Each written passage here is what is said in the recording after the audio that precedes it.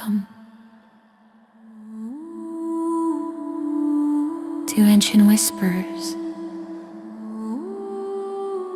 a place where night opens its hands gently, where forgotten worlds rise softly from silence, where old memories breathe again through stories that drift like mist, and where your mind can finally rest. Tonight, we return to the ancient land of sages, serenity, and destiny. A land where the smallest choices ripple through centuries, and where a child's devotion becomes stronger than death. This is the extended story of Markandeya.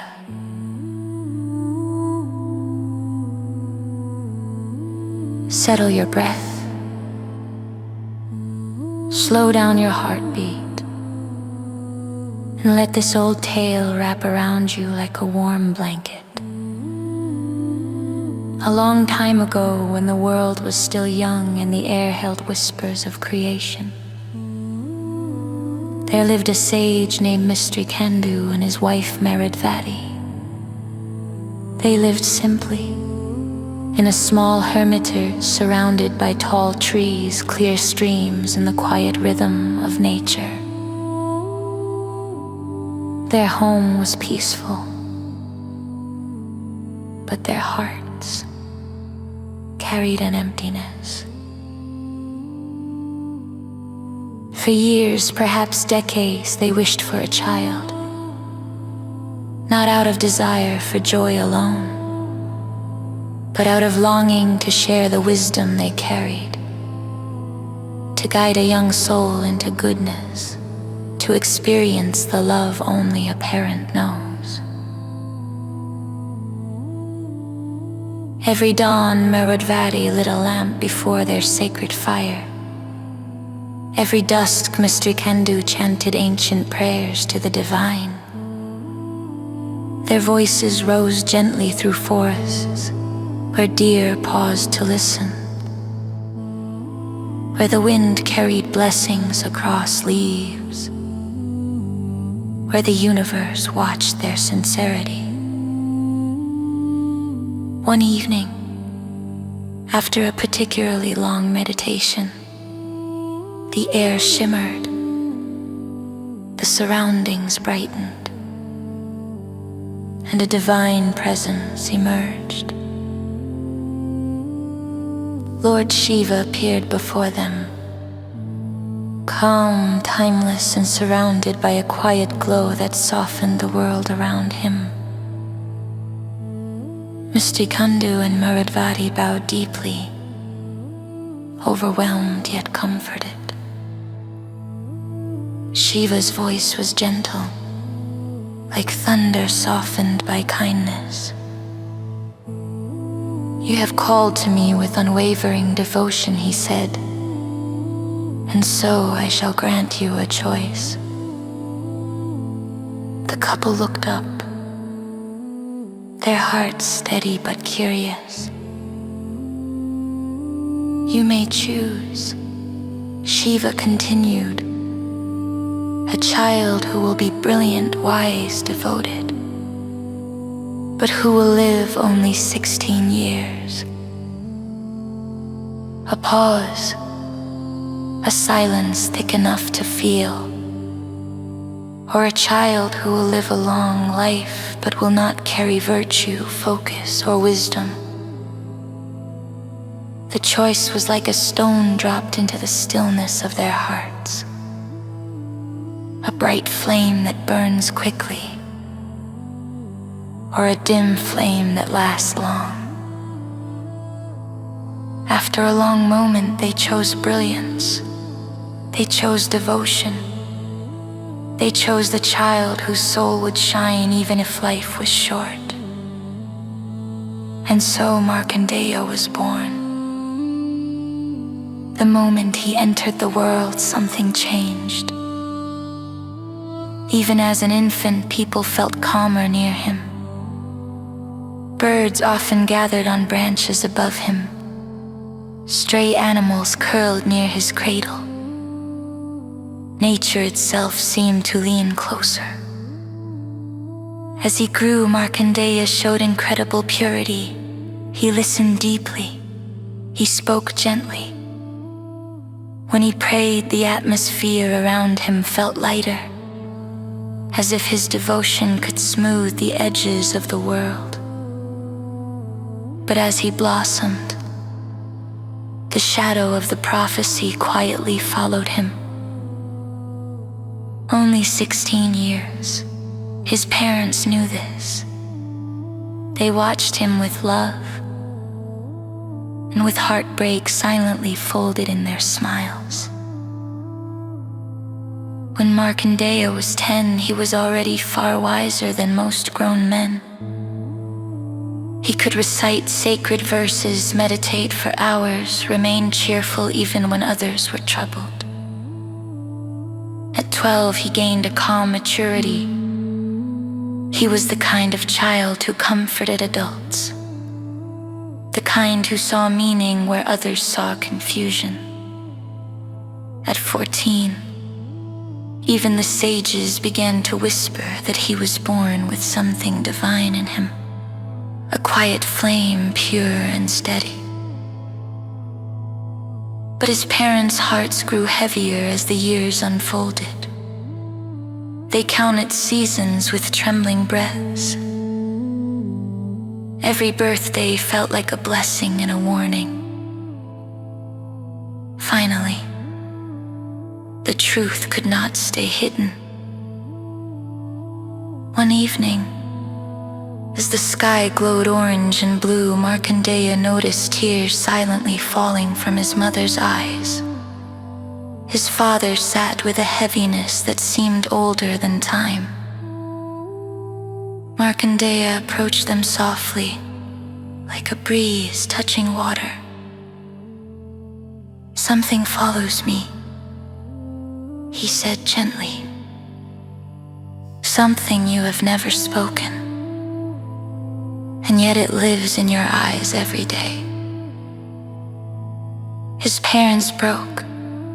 They told him everything: the prophecy, the blessing, the limit on his life. They told him about the choice Lord Shiva had offered. They told him about the 16 years that were counted from the moment he first cried as a newborn.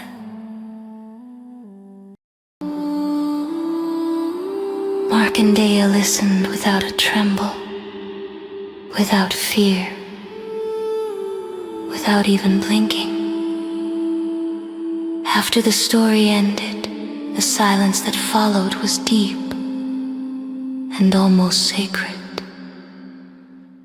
Then the young boy smiled, a soft, calm, glowing smile. "If my life is short," he whispered, "then let every moment be filled with devotion. If my breaths are numbered, then let each breath carry Shiva's name." He touched his parents' hands and added, "If my destiny leads me to death, then I shall meet death sitting at the feet of the divine." From that day forward, he immersed himself in prayer, not out of desperation, but out of serene acceptance. He meditated at sunrise. He chanted at noon. He prayed at dusk. Sometimes he sat so still that flowers fell around him like blessings. His devotion became a river, steady, flowing, unending. And then the day arrived. The day fate had marked 16 years earlier. The morning was soft, birdsong was peaceful, but the air carried an unspoken hush. Even the wind blew more slowly. Markandeya walked to a quiet temple, a small stone sanctuary by a river. The Shiva linga inside was old, weathered, yet radiated quiet strength. He sat before it, touched the stone gently, closed his eyes, and slipped into deep meditation. His parents watched from afar, unable to approach, their hearts filled with prayer and dread. Hours passed, the sun lowered, and then Yama arrived. The god of death did not come with chaos. He came with calm authority, riding his black buffalo. His eyes were steady, his aura heavy yet serene. He approached the boy and spoke softly. "Markandeya, your time has come." But Markandeya did not move. His heart was beating only for Shiva. His mind was silent like the vast sky. Yama sighed. A rare sadness touched him, for he admired the boy's devotion. Yet duty is duty. He cast his noose toward Markandeya. The rope swirled through the air, glowing faintly, and in its arc it brushed around the Shiva linga itself. A moment later, the world broke open. A crack of divine thunder split the sky. Wind roared in every direction. The river trembled. The earth shook beneath its roots. And Lord Shiva appeared. Not as the calm yogi, not as the gentle protector, but as the fierce guardian of devotion, eyes blazing, hair rising like fire, power radiating in all directions. His voice thundered across the universe. "How dare you cast your noose upon my devotee, and upon me?" Yama fell to his knees, the world dimmed. Time stopped breathing.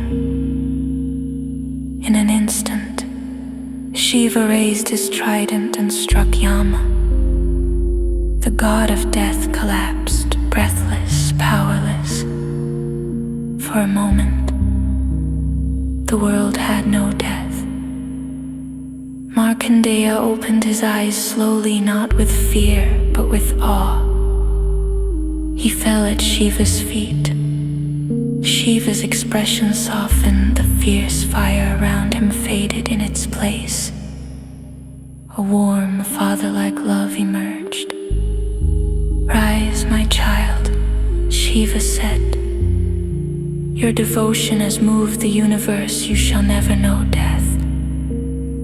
You shall forever remain 16. You shall witness ages, stories, and worlds unfold."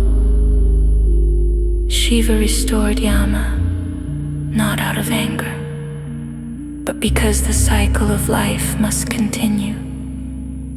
And from that day onward, Markandeya lived as an eternal sage. He traveled through centuries, witnessing the rise and fall of kingdoms, watching oceans shift, watching mountains crumble and be born again. He saw ages pass, the Satya Yuga, the Treta, the Dvapara, the Kali, and yet he remained 16, peaceful, calm, a silent witness to time.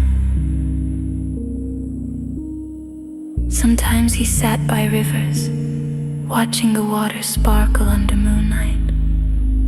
Sometimes he wandered through forests that grew and regrew over generations. Sometimes he meditated for years, presence calming storms within people's hearts. His story spread across lands, not as a miracle, but as a reminder that devotion can soften destiny, that love can conquer fear, that the divine listens always,